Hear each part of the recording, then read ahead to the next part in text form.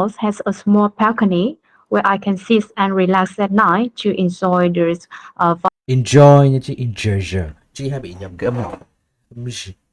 Và ha. Enjoy, okay. I can see the balcony, relax at night, okay. Đó thì ngữ điệu đôi khi là tốt rồi này. Đấy, nhưng mà cái âm này phải sửa. vibrant space of the city. Đấy, chúng ta không bao giờ ngắt ở sau tính từ nhé, như là a vibrant space of the city, vibrant, I don't know, lifestyle of the city, the hustle and bustle of the city. Đó, chưa? Nhớ là phải nói hết cái danh từ đấy đã. Ha. So I really enjoy it. Đấy. Is there anything that you don't like about your house? Yes, sometimes I think the area in my Sometimes, yeah. Sometimes dài nối sang luôn. Sometimes I think house is a bit small. it's a little bit too small. However, I think I would live here for about 5 years, and when I next Would live, không phải leave, live. Nên bây giờ cái giai đoạn của mình nó phải chuẩn hóa từng cái âm một. Live, âm y ngắn y dài, âm z, z. next children, next when I have the next children, I will consider Next child chứ sao lại next child trời. about the changing accommodations for my family. Yeah, at that time I'll probably consider about changing my current accommodation, okay? Okay. Do you okay? Good. Now, do you have a good relationship with the neighbors in your neighborhood? Let me see. In my neighborhood, my neighbors are really friendly and helpful. Sometimes when I have to go a business trip or Go on a business trip? go out for a day, I can ask them to help me some tasks such as watering my flowers or taking care of my children. Taking care of my children. Đó thì thường chúng ta phải mượt mượt ở cái phần ở giữa và nhấn được cái phần cuối được. Taking care of my children, watering my plants, watering my flowers, kiểu vậy ha. So I think they are really good, and I think, đừng có I been, được chưa nào? Think. Khi phát âm chúng ta muốn lên một level mới đảm bảo cái giao tiếp người ta không bao giờ nghe nhầm sang một từ khác. I think, chắc từ. always try my best to keep the good relationship with them. To maintain a good relationship with them. Excellent. All right, that's enough about accommodation. Let's move on to talk about food. Okay. Do you often go to fast food restaurants? In my opinion, I rarely go to fast food restaurants. Nên đa dạng hơn tí, nhiều in my opinion quá ha. So in my view, as far as I know, as far as I'm concerned, to the best of my knowledge, chưa? Rất nhiều expression chúng ta học ở buổi 2. Chị xem lại cái đấy nha. I prefer eating at home because I think preparing food at home will give me more beneficial nutrients. Chúng ta chú ý này, đừng có prepare chưa? Yeah. Cái nào nó không trọng âm phải giảm hết bởi âm xoa, ví dụ như này. And I rarely go to fast food restaurants. I prefer eating at home because I think preparing food at home will Preparing, không phải preparing, okay? Preparing food at home give me more beneficial nutrients of give me more benefits. Give me beneficial nutrients. Thôi cũng được ha. Nhưng chúng ta thường nó không nói vậy. Okay, maybe healthy nutrients for my family and my children. And the fast food also contains some unhealthy ingredients, so I didn't consider it as my perfect choice for food. So I don't consider it to be my perfect choice for food. Nó cứ lằng ngoằng thế nhỉ? Say I don't think that would be a good idea, okay, to eat those food on a regular basis. Okay. Cái diễn đạt mình đôi khi nó cứ lủng củng cái gì ấy, ha. Keep it simple thôi ha. What's a popular meal in your country? I think it will be rice with some traditional dishes in Vietnam. In Vietnam, the people tend to The people?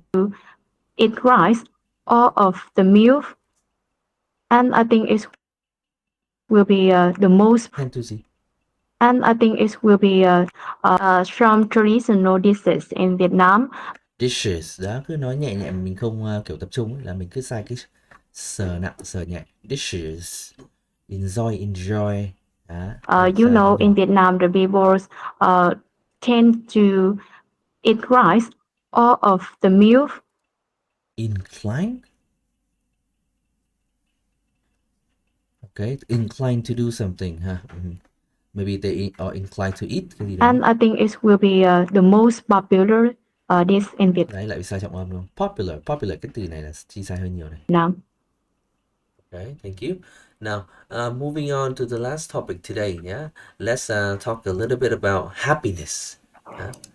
So, is there anything that has made you feel happy lately? Mhm. Uh, well, from my perspective, there are many things making me happy. Many things that makes me happy. Okay. And lately, I just realized that overcoming the difficulty and challenges in my life to Challenges in my life. Challenges. Đó, như kiểu là chị nói là challenge. Ô, tôi nhớ phải thêm từ S nữa. Thì lại challenges in my life. Thì nó bị ngắt ở cái chỗ không hợp lý ha. become professionals in one skills also makes me happy. For example, recently I've been trying to I've been trying. Okay, dùng được cái đấy mà dùng chính xác là rất là tốt. Đó là cái present perfect continuous ha. learn English, and I find the improvement of myself in English skill, and that's make me happy. That's right. You are improving very quickly. What about when you were little? Was it the same thing that made you feel happy? Can you ask me again? Okay, so what made you feel happy when you were little? When I was a child, I think really easy to be happy. Sometimes when I received Tốt này, nhấn vào easy to be happy. Good. Đấy. a present from my parents or my cousins, I will be happy all day. And at first, I remember when I first traveled to Dallas, I was really excited because the cool weather and the beautiful scenery here. Because of the cool weather. Đó, nên nhịp điệu đúng vậy. Because of the cool weather here there. And I thought was one of Như từ vựng tốt nên beautiful scenery. the Okay. most memorable experience in Tốt. my childhood. One of the most memorable experience in my childhood. Okay. Đấy, cái cụm đây là nối tốt này. Okay. Well, thank you. That is the end. Nhìn chung ở cái part 1 này đó là she perform really well. Fluency tốt. Không có cái khó khăn gì khi mà sản sinh ra ngôn ngữ cả. Chỉ là những cái phát âm đôi khi chúng ta bị sai lặt vặt đấy. Đấy. Nó thành ảnh hưởng đến nghe hiểu của người khác. And part 1, okay? Now we'll move on to part 2. So now I will share with you a topic on screen, and you have 1 minute to prepare to take notes, and then 2 minutes to speak, okay?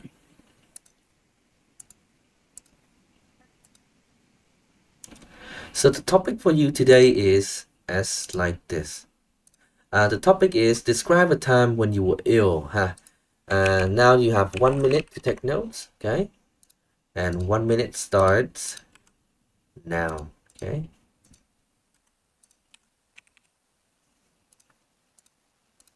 Okay. Okay. In the test, yeah, the examiner will take back the notes, or maybe they don't need to. And then you have 2 minutes to speak. They will say something like, so don't worry if I stop you, okay? I'll tell you when the time is up. Could you start speaking now, please? Okay, 2 minutes. Okay, Chi, you ready? Yes, Describe a time when you were ill. yes. Um, when I was a student at university, I have to live away from my family. So I had to lived far away from my family, or from the reach of my family, okay? I'm really scared when I was really scared. was ill because nobody will took care of me. Will take care of me. Was take care of me, yeah. You know, when I was at my family, my mother always by my side. Không nói at my family. I was surrounded by family members when I was living with my parents. Living with thì phải với người nào đó. Whenever I was ill, and I will for really comfortable and have a chance to recover quickly. But at first, I remember when I was a freshman at university. Freshman, sở nặng đó, hay bị quên cái sở nặng này. Due to the change of the weather, I Due to the changes in weather. Okay. has a high fever with the temperatures nearly 40 Và đôi khi chúng ta nên có thêm cái tính từ vào đấy nhé. Due to the sudden changes, dramatic changes, okay, in weather conditions. degrees Celsius. So I need to be hospitalized because the Hospitalized. symptom is too heavy, and I can stand with this symptom. I can't stand this symptom, okay? Không phải stand with ha. I need to be hospitalized in the evening. And then when I went to the hospitals, the doctors gave me some medicines and asked me to rest in the room. And after Rest in the room, okay. that's my friends, that's my university friends came to the hospital to take care of. Đấy, hospital, nó bị rời rạc từ không? Came to the hospital. Đấy, phải vậy. Nó tức là cái ngữ điệu của mình lúc đầu nó rất là tốt, dần dần khi mình chúng ta bắt đầu bị giảm một chút ở đây này. Đấy, chúng ta phải cố gắng nó luôn luôn là consistent throughout the test. Okay? Me instead of my parents. She's helped me buy food, give me food, and change clothes for me, and do everything to help me recover. She also call my parents to show the notice about my situations. To notify it.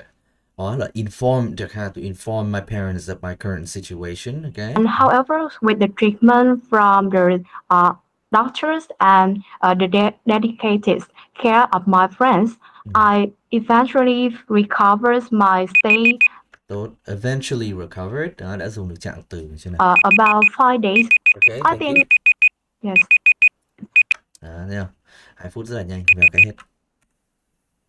Yes, of course I am. Yeah. Do you still get in touch with your friend now? Yes, of course I and my friend had a good relationship since we were at university. We also help each other in many cases when we meet Help each other in many cases. difficulty or challenges in my life, and I feel grateful to have such a good friend like her. Such a good friend. Okay. Right. So we've been talking about the topic of illness, and I like to ask you some questions related to this. Okay. Let's consider first of all the question of what are some of the common ways to improve our health? I think the most important factor to improve our health is doing exercise. There are many kind of exercise Kinds of exercise which can help me which can help. Hai bị quên âm chờ nhé. Which can help strengthen our muscles, improve the physical conditional health, improve our physical condition. Gần đúng rồi. Build up our muscles, grow our muscles. Đó, một số cụm ở trong topic health này là Chi dùng khá là tốt này và chính xác này. and I think it's really important to help us prevent from some Prevent, không phải là prevent, okay? dangerous disease like cardiovascular, obesity, or diabetes. And besides having suitable diet is also Nói chung là Truy biết cái hướng, cái cách của câu trả lời mình đấy, để mình dùng được tận dụng khá là nhiều những từ vựng liên quan đến chủ đề. Đấy là cái thế mạnh của Chi này. important to keep our body healthy. Và keep này nhớ là có thể dùng cả maintain nữa ha. To maintain our health. Đấy. Do you think that in the future there will be less illness? Less units. Can you ask me again? Sorry. Yeah. Do you think that in the future there will be less illness, so like fewer people who get sick? Well, in my opinion, I think. Thấy không? In my opinion, my opinion, my opinion. Nó bị lặp cái cụm discourse marker rất là nhiều nhé.